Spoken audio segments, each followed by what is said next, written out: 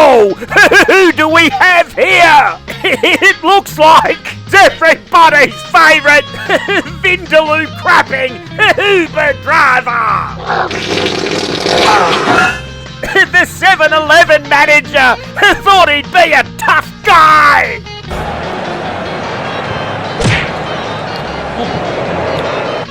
Well, not on our turf, you arrogant, snot-nosed little twerp. Where who was in whose path? Very num-num. This whiny little curry-munching little prick should have been sent home for bringing the game into disrepute.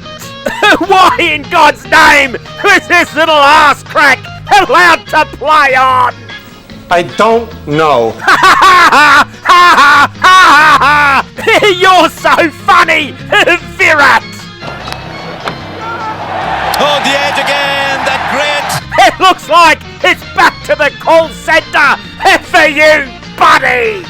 If this pair of plucked eyebrows wasn't playing cricket, he'd be backing one out on the footpath with all of his other buddies.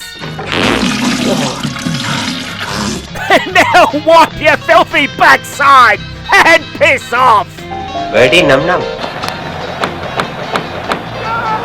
Oh, the edge again, that great. And that great.